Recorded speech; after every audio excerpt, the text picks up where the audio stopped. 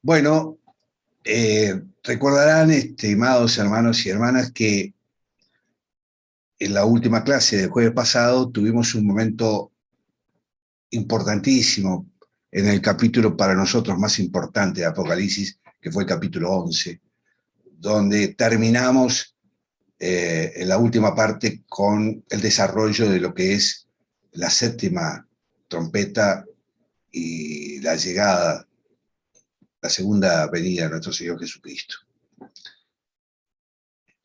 Ahí se consumaba todo lo que es el plan de Dios, el momento más sublime, sin duda. Ahora vamos a entrar en algunos capítulos del Apocalipsis que nos vamos a tener desarrollos particulares.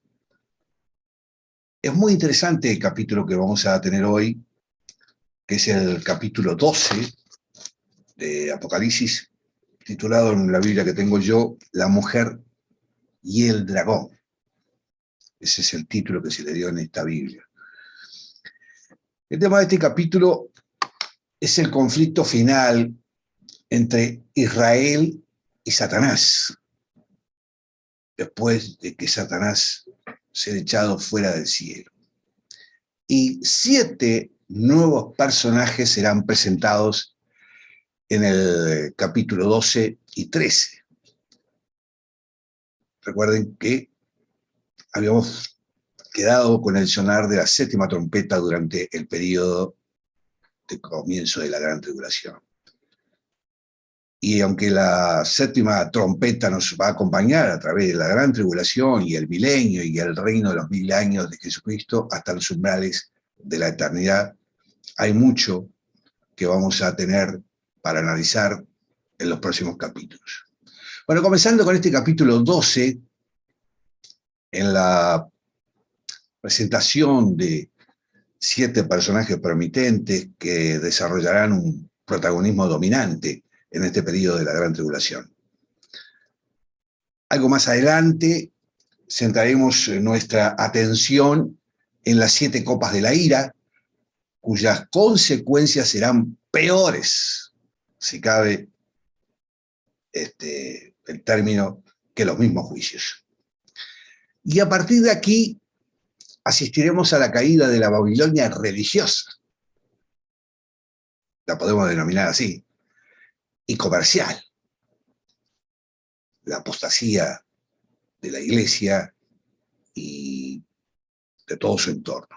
Estos 7 personajes representan a personas tanto físicas como sobrenaturales, gobernantes y naciones físicas y espirituales. Esto es muy importante, esa situación que se va a dar entre lo físico y lo espiritual en este capítulo. La identificación y la clasificación de esto será esencial para una correcta comprensión de estas revelaciones de Apocalipsis. Al comenzar con la primera personalidad, hemos llegado a un punto muy importante en la interpretación de todo el libro del Apocalipsis. La identificación de una mujer nos será como una llave que va a abrir nuestro entendimiento de este libro profético. Así que comencemos con los 2 primeros versículos del capítulo 12 de Apocalipsis. Se los leo yo para hacer lo más rápido posible este estudio. En el versículo 1, ustedes tienen en el libro, los que nos están viendo en la Biblia, capítulo 12, versículo 1 y 2, vamos a leer, si lo pueden seguir con nosotros. Dice: apareció en el cielo una gran señal, una mujer vestida de sol, con la luna debajo de sus pies, y sobre su cabeza una corona de 2 estrellas. Y en el versículo 2 dice: y estando encinta, clamaba con dolores de parto en la angustia del alumbramiento.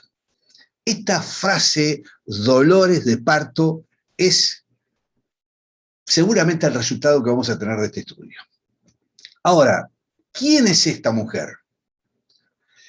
Las marcas características de esta mujer son el sol, como dice el versículo, la luna y las estrellas.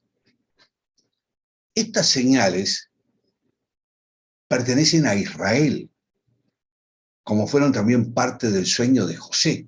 Ustedes recuerdan el sueño de José, narrada en el Antiguo Testamento, del patriarca Jacob, hijo de Isaac y nieto de Abraham, uno de los 12 hijos.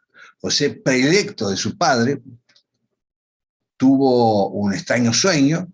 José vio al sol, a la luna y a 11 estrellas, postrándose ante él, que era la 12ª estrella.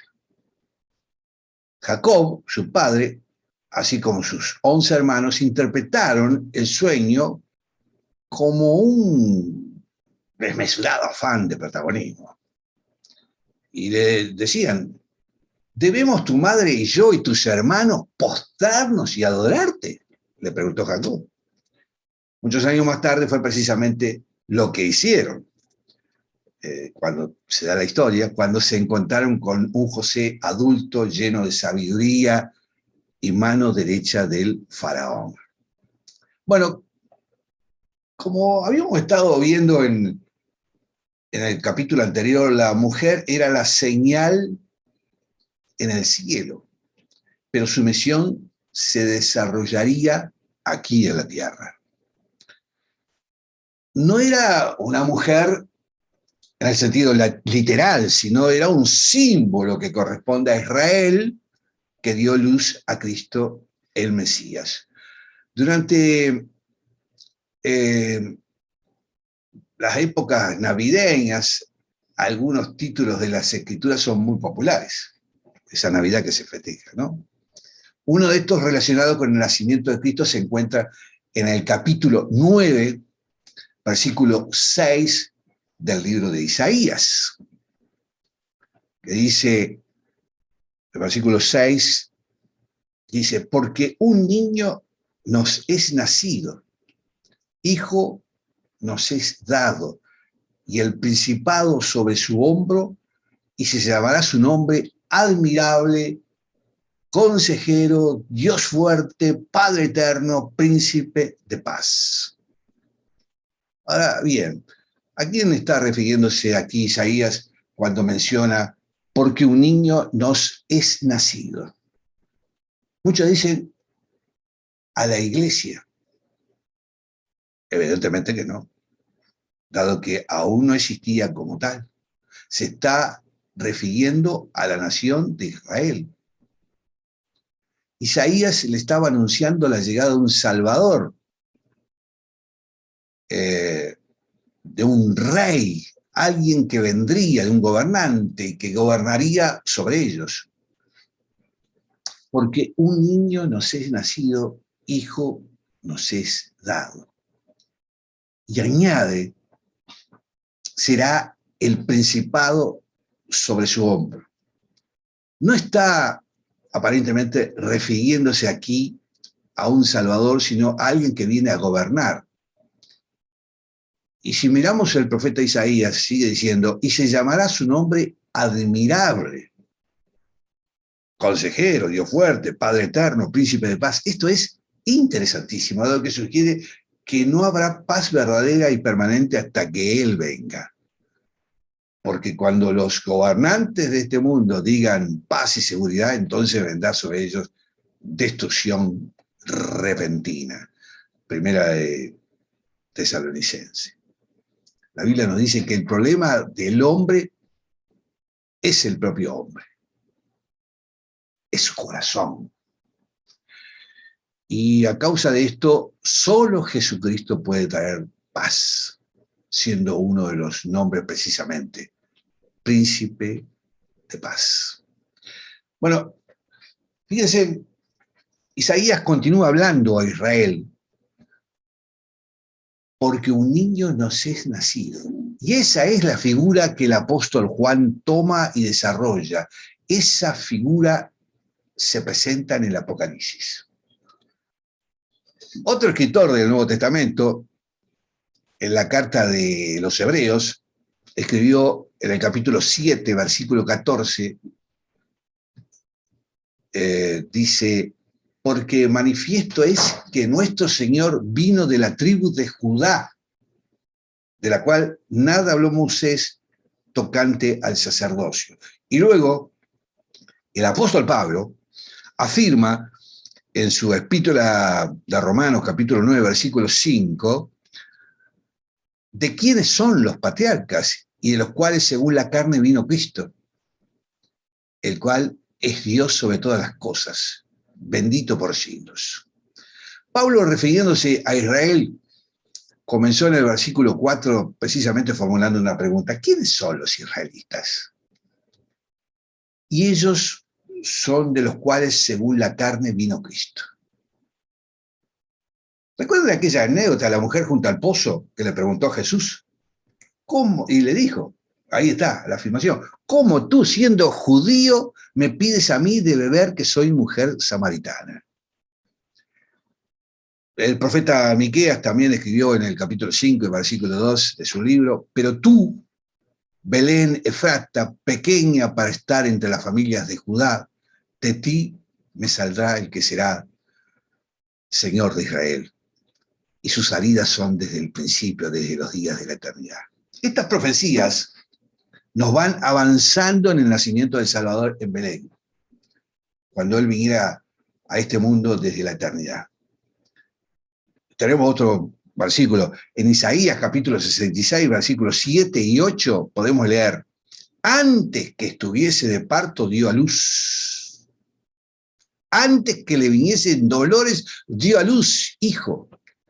¿Quién no oyó cosa semejante? ¿Quién vio tal cosa? ¿Concebirá la tierra en un día? ¿Nacerá una nación de una vez?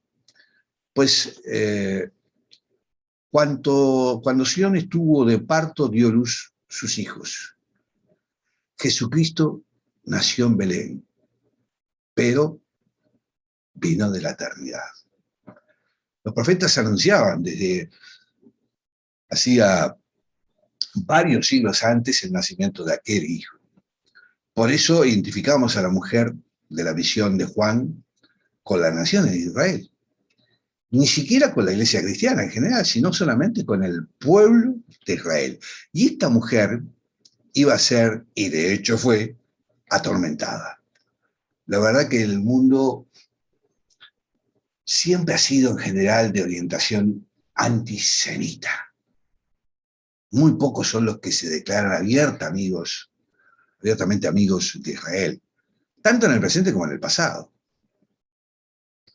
E independientemente del comportamiento actual de su gobernante, parece claro que Satanás, el archienemigo de Dios, siempre ha tenido como objetivo destruir esta nación escogida por Dios. Bueno, pues sigamos con la visión de Juan. Se presenta a otro personaje, descrito por el apóstol como un dragón escarlata. Veamos los versículos 3 y 4 del capítulo 12 del Apocalipsis. También apareció otra señal en el cielo, he aquí un gran dragón escarlata que tenía 7 cabezas y 10 cuernos, y en su cabeza 7 diademas, y su cola arrastraba la tercera parte de las estrellas del cielo y las arrojó sobre la tierra, ¿no? Y el dragón se paró frente a la mujer que estaba para dar luz a fin de devorar a su hijo tan pronto como naciese. ¿Y quién es este dragón escarlata? Es el enemigo original de la mujer, Satanás, enemistado con ella por Dios a causa de su pecado. Así podemos comprobarlo un poco más adelante en el versículo 9, donde dice, y fue lanzado fuera el gran dragón, la serpiente antigua que se llamaba Diablo y Satanás. Satanás aparece como un dragón un total de 13 veces en este libro. Bien claro y bien definido. Ahora bien, el color escarlata alude al derramamiento de sangre. Ya estamos en el simbolismo, ¿no? ya tendríamos que empezar a encontrarnos con el libro de Daniel, pero lo dejamos para más adelante. El color escarlata, como le decíamos, alude al derramamiento de sangre. Las 7 cabezas, los 10 cuernos y las 7 diademas describen en un lenguaje figurado, ¿no? Por supuesto, el dominio de Satanás sobre 7 reinos mundanos en el pasado y 10 reinos en el futuro. Fíjense ustedes ese paralelismo entre lo espiritual y lo físico que tiene todo este capítulo. Satanás siempre ha dominado y dominará el mundo hasta que suene la 7ª trompeta, como lo vimos en el capítulo anterior. Ha infligido dolor sin interpretación sobre Israel. Podríamos citar varios ejemplos que está claramente especificado. Y tiene el deseo intenso de matar a la mujer antes que pudiera parir el hijo que le destruirá para siempre. Ustedes saben, hermanos y hermanas, que Satanás tiene control sobre las naciones del mundo y se las ofreció al Señor Jesucristo a condición de que, postrado, le adorara, porque lo que Satanás desea fervientemente es ser adorado como si fuera Dios. Ese es el motivo de su caída. Juan, en el capítulo 8, versículo 44 de su evangelio, nos dice que él ha sido homicida desde el principio y que desprecia la vida humana. Juan, en este libro, le llama el dragón. ¿Por qué? A causa de su perversidad. Él fue creado como Lucifer, ¿recuerdan? El hijo de la mañana. Ahí ustedes, si quieren, anote Ezequiel capítulo 28, versículo 12 al 19. Y después lo leen tranquilamente. Pero anoten, Ezequiel 28, capítulo 12 al 19. Él es la personificación del mal y la degradación absoluta, lo opuesto a Dios, el más peligroso de todos los seres de la creación de Dios. Él es su encarnizado enemigo, y es el enemigo mío, y es el enemigo de usted, y de todos aquellos que somos hijos de Dios. Más adelante se nos presentará, y lo veremos en la próxima clase, en el capítulo 13, a la denominada bestia. La bestia del capítulo 13 es similar al dragón. Y ahí, en ese capítulo, vamos a estar trabajando directamente con el libro de Apocalipsis y con el libro de Daniel. Porque ahí vamos a entender Daniel y vamos a explicar cosas que hay en el Apocalipsis en Daniel y de Daniel cosas que hay en el Apocalipsis. Decíamos, la bestia del capítulo 13 es similar al dragón. ¿Por qué? Porque ya veremos, será el dragón quien traiga a la bestia. Juan describe a un dragón con 7 cabezas. Es una descripción simbólica, obviamente, y algunos comentaristas bíblicos sugieren que esto alude a la perfección y sabiduría con la que Satanás fue creado. 7 cabezas, número perfecto, el número 7. Él fue creado como querubín protector, ¿recuerdan? El profeta Ezequiel, en el capítulo 28, versículo 12 al 16 de su libro, nos habla de su origen. Una paradójica contraposición con la idea popular acerca de Satanás. Que tenemos con todo lo que le dije y con todo lo que sabemos de Satanás, tenemos un ser desagradable, estéticamente repulsivo, físicamente repelente. Es lo que nos imaginamos. No nos imaginamos a aquel con el tridente, con los cuernitos colorados, una figura desagradable, estéticamente repulsivo. Pero nada más lejos de la realidad. Si Satanás fuese un ser repugnante, así como se presentara, no habría sido seguido en su rebelión contra Dios por nada menos que 1/3 de los ángeles. Miren lo que estoy diciendo, 1/3 de los ángeles siguieron a Satanás. Y si el pecado fuese algo desagradable, nadie pecaría, ¿verdad? Pecan porque les gusta. Es un razonamiento, ¿no? La manera de representar al mismo Satanás con cuernos, patas de caballo y una cola arquillada es en realidad una representación del dios Pan, al que adoraban griegos y romanos. Pero este ser evidentemente no es Satanás. Aunque Satanás está detrás de cualquier adoración a un dios falso. Satanás, y entiéndanme bien lo que voy a decir, entiendan bien, estimados hermanos, Satanás es inteligente, sagaz, astuto. Nosotros jamás podríamos hacerle de frente, salvo con el poder de Jesús, el cual ya le venció en la cruz. Saldremos vencidos si pretendemos enfrentarnos a él mediante solo nuestras propias fuerzas. Estamos equivocados si creemos que con nuestra sola fuerza vamos a vencer a ese poder, a ese poderoso. Solamente lo vence el Todopoderoso.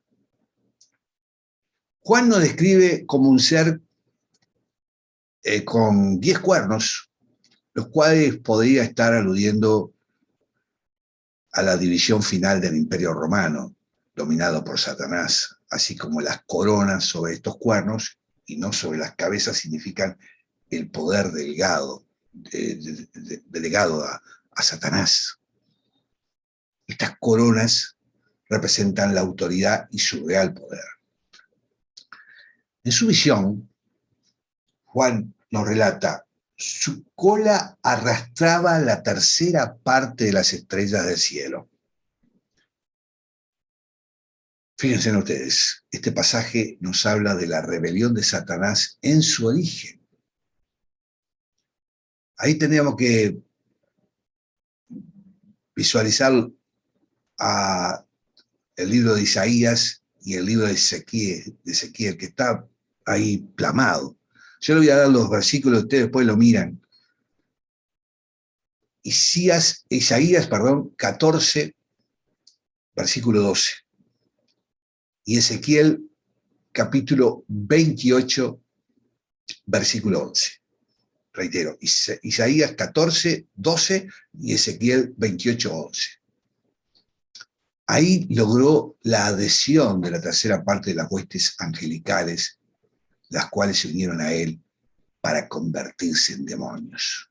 Esto hay que tenerlo claro, porque es el relato del Antiguo Testamento que se prolongan en el libro final. Y Juan dice, y el dragón se paró frente a la mujer que estaba por dar a luz, a fin de devorar a su hijo tan pronto naciese. Bueno, el dragón aborrece al niño que esa mujer va a alumbrar. ¿Por qué? Bueno, yo no sé si ustedes recuerdan, tal vez se recuerdan, cuando las primeras incursiones que hicimos en el tema profético de Apocalipsis, yo le había dejado un deber, una pregunta. ¿Cuál era la primera profecía de la Biblia? Y acá lo vemos y plantea por qué el dragón aborrece al niño que esa mujer va a alumbrar. ¿Se acuerdan? Lo habíamos visto en Génesis, capítulo 3, versículo 15, donde dice, y pondré enemistad entre ti y la mujer, y entre tu simiente y la simiente suya, y ésta te herirá en la cabeza y tú le herirás en el calcañar. ¿Se acuerdan de eso? Fue lo primero que le planteé cuando empezamos a estudiar el Apocalipsis.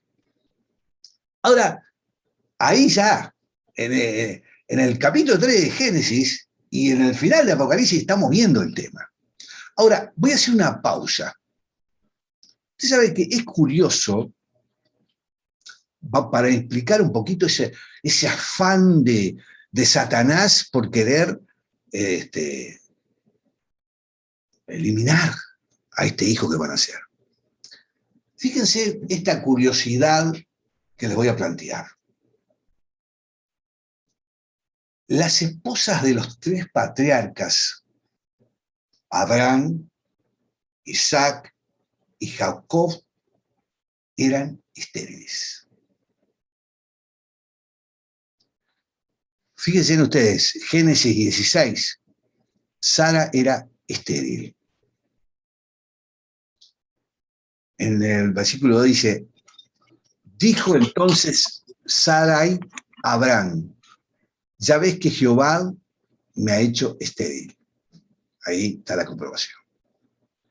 En el versículo 18, en el capítulo 18 de Génesis,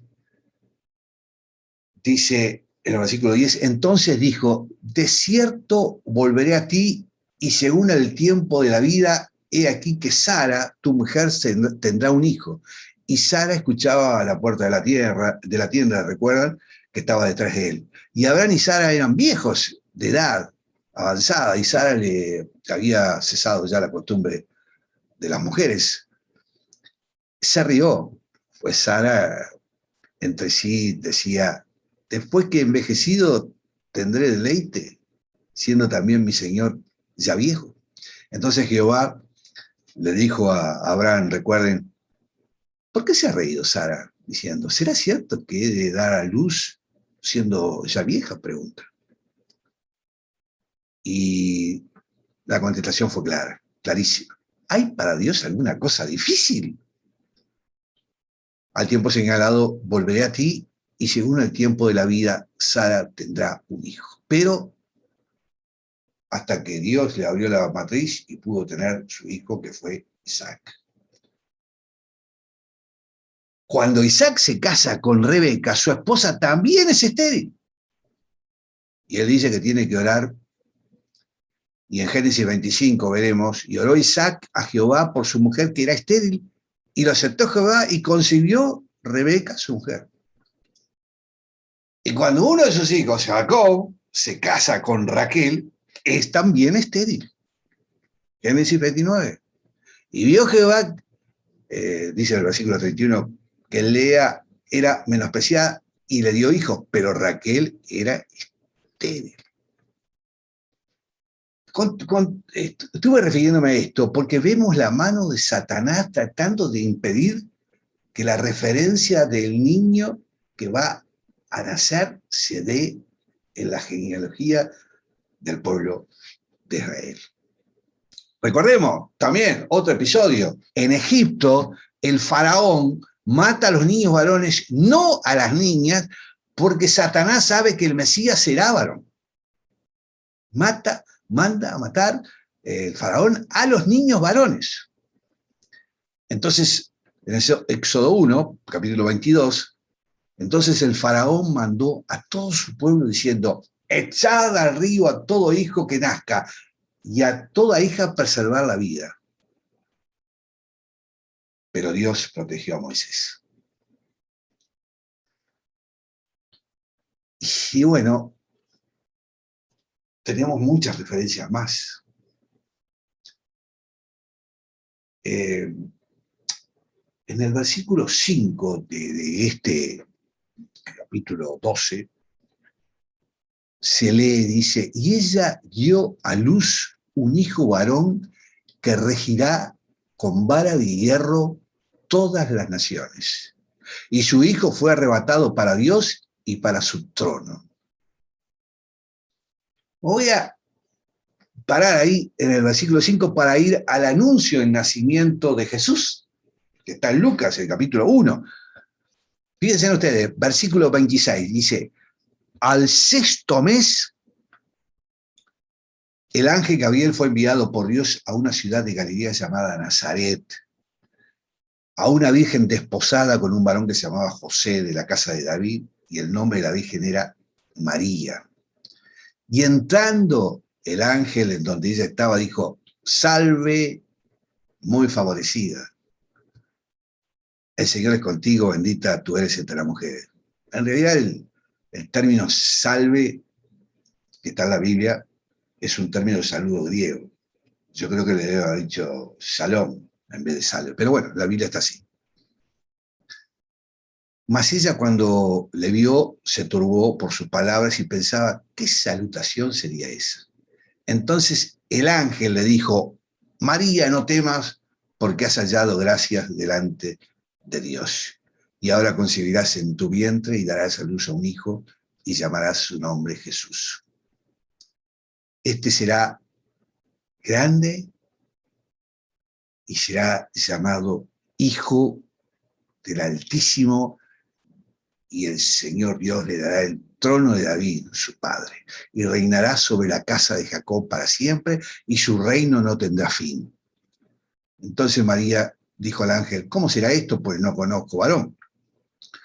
Y respondiendo el ángel le dijo, el Espíritu Santo vendrá sobre ti y el poder del Altísimo te cubrirá con su sombra, por lo cual también el santo ser que nacerá será llamado Hijo de Dios. Y aquí que tu parienta Elizabeth, ella también ha concebido un hijo en su vejez, y este es el 6º mes para ella, la que llamaban estéril, porque nada hay imposible para Dios. Entonces María dijo, he aquí la sierva del Señor, hágase conmigo conforme a la palabra, a tu palabra. Y el ángel se fue de su presencia. Leí estos versículos porque acá Gabriel le da un paquete profético a María. Fíjese, vamos a repasar un poquito. Dice, concebirás en tu vientre y darás luz a un hijo llamado Jesús. Profecía cumplida. Será grande, llamado Altísimo, también profecía cumplida. Y después habla del Señor Dios y le dará el trono de David, su padre. Esta profecía que le da Gabriel no se cumple. Porque Jesús, después de ese nacimiento, no tiene un trono. Pero la promesa del trono vendrá en su segunda venida, y ya lo hemos visto en el capítulo Apocalipsis. Y reinará sobre la casa de Jacob para siempre, otra profecía cumplida, y su reino no tendrá fin, otra profecía que le manifiesta allí precisamente Gabriel. En fin, es un paquete profético, vuelvo a insistir, y veremos cómo ese reinado y ese trono de David no será en el ministerio terrenal, sino será en su segunda venida. Y es una promesa que se va a cumplir. En el versículo 14 de este capítulo 12, dice, y se le dieron a la mujer las 2 alas de la gran águila para que volase delante de la serpiente al desierto, a su lugar, donde es sustentada por un tiempo y tiempo y medio.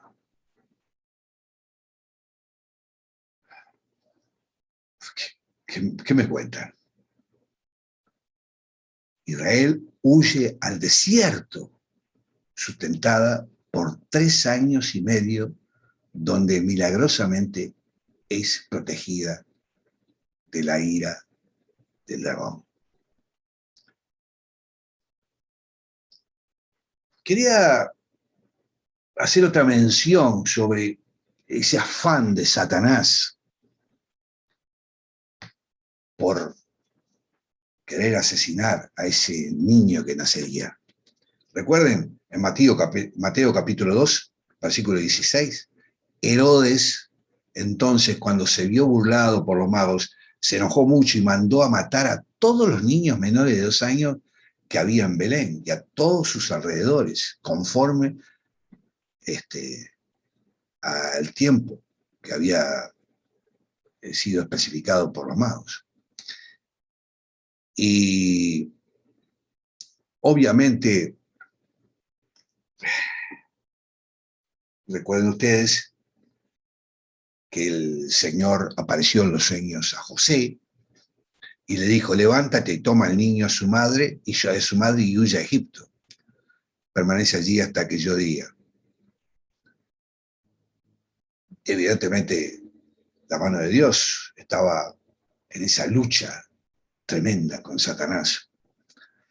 Bueno, al verse incapaz de impedir el nacimiento de Cristo de una virgen, Satanás trató de matar al niño por medio de una masacre generalizada y arbitraria de los bebés varones, que fue ordenada, como decíamos, por Herodes. Ahora bien, nos hicimos la pregunta, ¿quién es esta mujer? Usted sabe que los católicos dicen que esa mujer que está en este capítulo de la Apocalipsis es María, lo que es falso. Totalmente falso. Veamos cómo queda descartada esta afirmación que hacen los católicos. Versículo 13 dice, y cuando vio el dragón que había sido arrojada a la tierra, persiguió a la mujer que había dado a luz al hijo varón. Versículo 14 dice, y le dieron a la mujer las dos alas de la gran águila para que volase delante de la serpiente al desierto, a su lugar donde es sustentada por un tiempo y tiempos y la mitad de un tiempo. Y la serpiente arrojó de su boca, tras la mujer, agua como un río para que fuese arrastrada por el río. Pero la tierra ayudó a la mujer, pues la tierra abrió su boca y tragó el río que el dragón había echado de su boca. Entonces el dragón se llenó de ira contra la mujer y se fue a hacer guerra contra el resto de la descendencia de ella, los que guardaban el mandamiento de Dios. Queda claro que María no tenía descendencia. Eso es clarísimo. Al nacer Jesús, fue el primer hijo que tuvo María. Los católicos dicen que no tuvo más hijos, pero eso es falso también. Pero en ese momento no tenía descendencia. Fue en el artículo 17, decía, fue a hacer guerra contra el resto de la descendencia de ella. Los que guardan los mandamientos de Dios y tienen testimonio de Jesucristo es parte de la Israel, como hemos visto. Israel lo conforma el pueblo de Dios y la remanencia del pueblo de Israel. Y los que tienen testimonio de Jesucristo son la descendencia. Y, o sea que esta mujer, acá lo comprobamos, es el pueblo de Israel.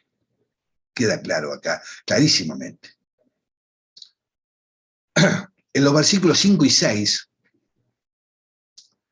se nos presenta al niño de esta mujer. Capítulo 12, por supuesto. Dice, y ella dio a luz a un hijo varón que regirá con vara de hierro a todas las naciones, y su hijo fue arrebatado para Dios y para su trono.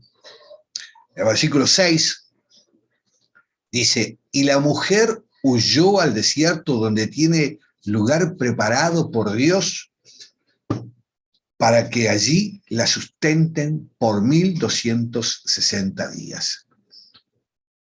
Permiso. Jesucristo, en su encarnación, fue de origen judío. A pesar de los esfuerzos del diablo para destruir a Israel y el linaje del cual nacería el Mesías, el nacimiento de Jesús tuvo lugar tal y como lo había anunciado los profetas. Les doy los versículos para que lo anoten, pero ustedes lo tienen claro. Isaías 7, versículo 14,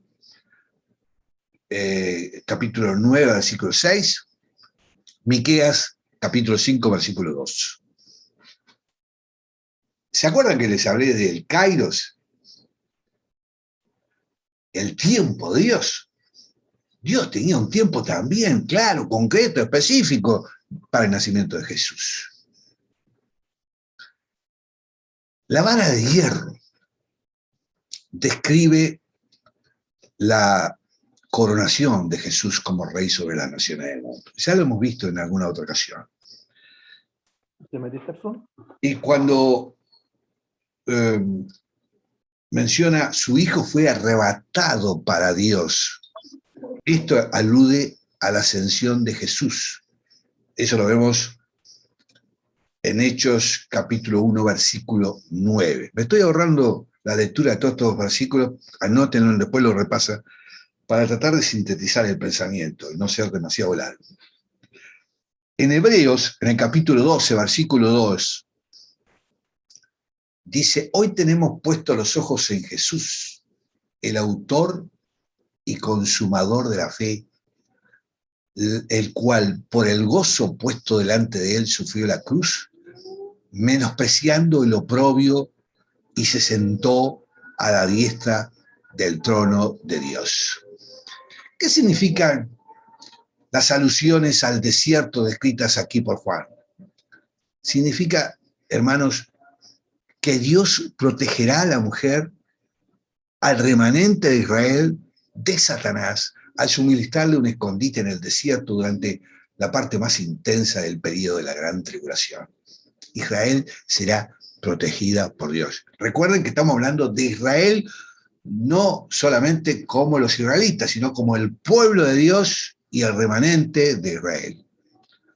Hay quienes incluso aseguran que Israel irá a refugiarse a la ciudad enclavada en la peña en Petra, en la actual Jordania. Pero bueno, lo importante de este pasaje, que también tiene un significado mucho más allá de lo físico, es que este niño aquí mencionado no es otro más que Cristo y no representa en ningún caso a la iglesia, como algunos han defendido. Él es el pastor que regirá a las naciones con vara de hierro. Recuerden, Salmo 2, versículo 9. En el punto medio de la tribulación, el anticristo romperá el pacto con Israel, detendrá el culto y los servicios del templo, colocando en su interior a la denominada abominación desoladora. Esto está en el Antiguo Testamento, está en Mateo también. Devastará toda Jerusalén. En aquel tiempo, muchos judíos oirán para salvar su vida. Dios los preservará durante 1260 días, 42 meses o 3 años y medio, que corresponden a la denominada Gran Tribulación. Les comento algo, en el libro del Apocalipsis, miren, presten atención, en el libro de Apocalipsis hay 404 versículos, de los cuales 278 son referencias al Antiguo Testamento. Es el libro del Nuevo Testamento que más citas se hacen del Antiguo Testamento, porque es la culminación del plan de Dios. Uno se puede preguntar, y nos podríamos preguntar, seguramente usted se pregunta, ¿en qué tiempo estamos? ¿En qué sello? ¿En qué trompeta? Nosotros podemos decir claramente que estamos, como les dije al principio, en el tiempo de los dolores de parto. Ahí nos podríamos ubicar si analizáramos todo esto. Ahora bien, yo quería, ya en el final, si ustedes me permiten, referirme, fíjense que estudiamos el capítulo 12 de Apocalipsis. Y quería referirme al capítulo 12 de Daniel. Si ustedes pueden abrir su Biblia, vayan al capítulo 12, que es el último capítulo del libro de Daniel. Vamos a leer este capítulo porque va a ser la unión con el próximo estudio del capítulo 13 del Apocalipsis. Bueno, lo abrieron. Bueno, fíjense ustedes, lo vamos a leer. Dice, en aquel tiempo se levantará Miguel, el gran príncipe que está de parte de los hijos de tu pueblo, y será tiempo de angustia, cual nunca fue desde que hubo gente hasta entonces. Pero en aquel tiempo será libertado tu pueblo, todos los que se hayan escrito en el libro. Todos los que se hayan escrito en el libro serán libertados, ese pueblo. Y muchos de los que duermen en el polvo de la tierra serán despertados. Unos para vida eterna y otros para vergüenza y confusión perpetua. Los entendidos resplandecerán como el resplandor del firmamento, y los que enseñan la justicia a la multitud como las estrellas a perpetua eternidad. Pero tú, Daniel, cierra las palabras y sella el libro hasta el tiempo del fin. Muchos correrán de aquí para allá y la ciencia se aumentará. Y dice, y yo, Daniel, miré y aquí otros dos que estaban en pie, el uno a este lado del río y el otro al otro lado del río.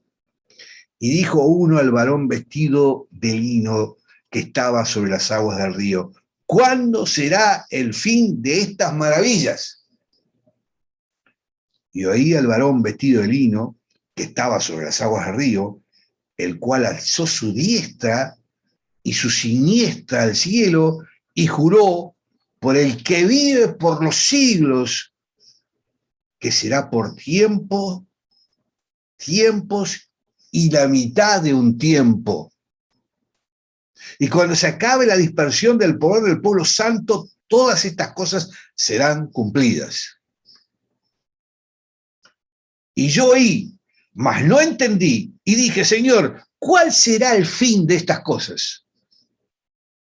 Él respondió, anda, Daniel, pues estas palabras están cerradas y selladas hasta el tiempo del fin. Muchos serán limpios y emblanquecidos y purificados. Los impíos procederán impíamente y ninguno de los impíos entenderá, pero los entendidos comprenderán. Y desde el tiempo que se ha quitado el continuo sacrificio hasta la abominación desoladora, habrá 1290 días. Bienaventurado el que espere y llegue a 1335 días. Y tú irás hasta el fin y reposarás y te levantarás para recibir tu heredad al fin de los días. Hermanos, este capítulo 12, ya estudiaremos todo el libro de Daniel en su momento, pero este capítulo 12 está confirmando una cantidad de hechos que vimos en estos primeros 12 capítulos que hemos estudiado en Apocalipsis. Tiene una presencia tan maravillosa lo que se dice acá, porque esto que está en el Antiguo Testamento está ratificado en la profecía del Nuevo Testamento, y esa es, en definitiva, el plan de Dios consumado. Yo quería referirme ya en el final, porque esto tiene una magnitud, al versículo 20 del capítulo 22, a los dos últimos versículos del Apocalipsis, los dos últimos versículos de la Biblia. Los leo. El que da testimonio de estas cosas dice, ciertamente vengo en breve. Amén. Sí, ven, Señor Jesús. La gracia de nuestro Señor Jesús sea con todos vosotros. Amén. Hermanos, este libro, insisto una vez más, es un regalo maravilloso porque es la palabra de Jesucristo. Es una bendición tan grande poder leerlo, poder escudriñarlo, poder sentirlo, poder entenderlo. Es la bendición que tenemos los que estamos aquí hoy. Este grupo de misioneros, de pastores, de hermanos, los que nos están siguiendo por Facebook Live. No deje de leer una y otra vez este libro de Apocalipsis. Estoy seguro, porque a mí me ha sucedido, que al leer y entender esta palabra, a comprobar lo que se dice, a comprobar cuál es el simbolismo, despejamos todo miedo, temor, sino que es un libro de esperanza y de bendición.